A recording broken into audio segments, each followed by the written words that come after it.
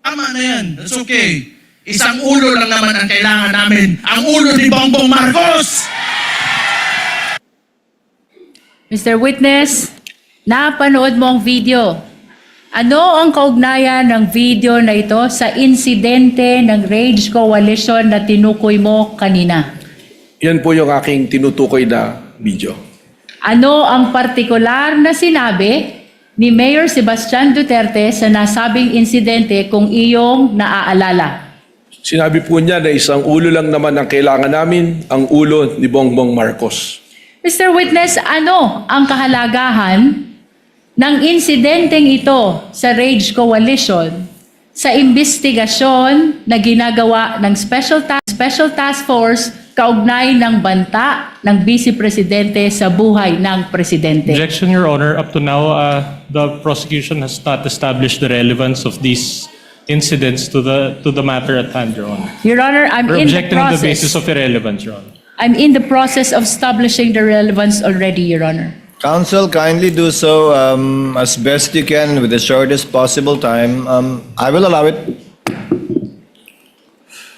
Yung pong video na yan ay amin pong naikumpara sa mga naging pahayag ng ating Vice Presidente na kung saan meron din po kaming bidyong binalikan na ang ating Vice Presidente ay nagre-refer din po sa pagtanggal ng ulo ng ating pong Presidente. Kung kaya't nakita namin po ang pagkakahambing ng statement po ng ating pong Mayor at ng Vice President Sara Duterte. Mr. Witness, binanggit mo ang isang insidente kung saan sinabi ng Vice Presidente gusto tanggalin ang ulo ng Presidente.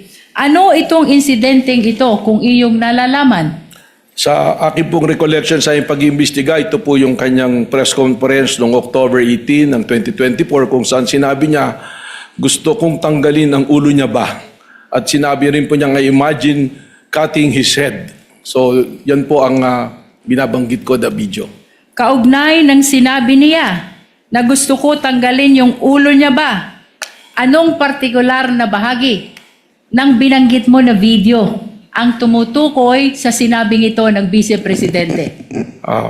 Mr. Presiding Officer, respectfully, with your permission, for the timestamp, I want to refer to my Witness is notes. allowed to refer to his notes Salamat with the po. assistance and within the view of the counsel, assisting counsel for the respondent and the prosecution if they so desire. Your Honor, can we ask permission to scan the whole notebook, Your Honor? Or at least the salient portions of the notebook, Your Honor. To look at it, to scan it, to see that if baka may mga nakasulat na iba dyan na wala nang kinalaman. Just to confirm that it is indeed his notes with respect. What is the book you are referring to or notebook you're referring to, Attorney Matibag? Mr. Presiding Officer, actually, diary ko po ito at saka notes eh. Combination. So kung makikita naman po, mula pa noon, iba't iba pong nakasulat dito. May mga personal po, may mga usapin. Ito lamang pong notes ko na to, nakatuon dun sa date kung saan po nagkaroon na ng investigation po yung Administrative Order number 11. Then just the salient portions, Your Honor. Your Honor, just for the record, we would like to invoke the right of the witness to refer to his notes because that note pertains to investigation notes which were prepared, done, written at the time of the investigation, Your Honor. That is to refresh his memory, Your Honor. No, the presiding officer already allowed it. Counsel for the respondent, your assisting counsel is there.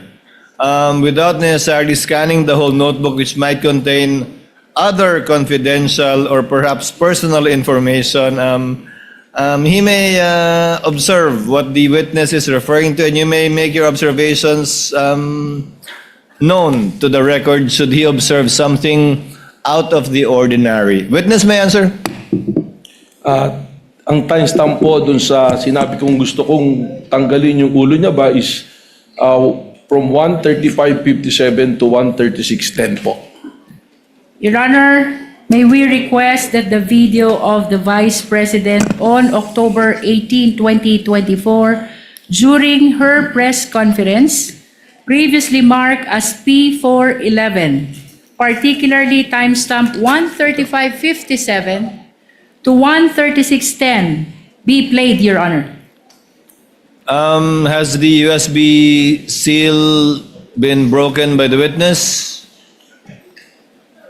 If not, witness is instructed to kindly break the seal of the marked evidence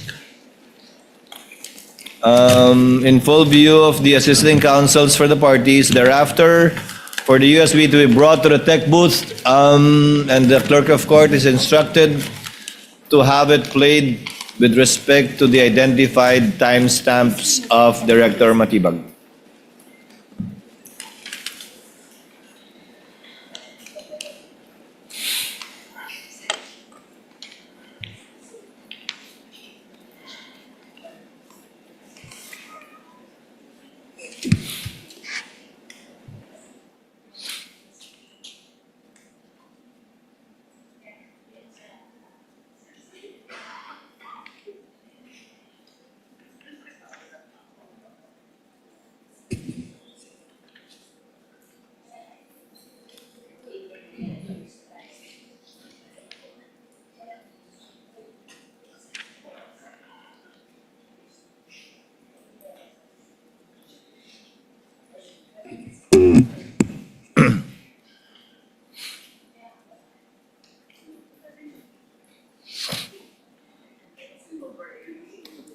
Gusto ko tanggalin yung ulo niya ba?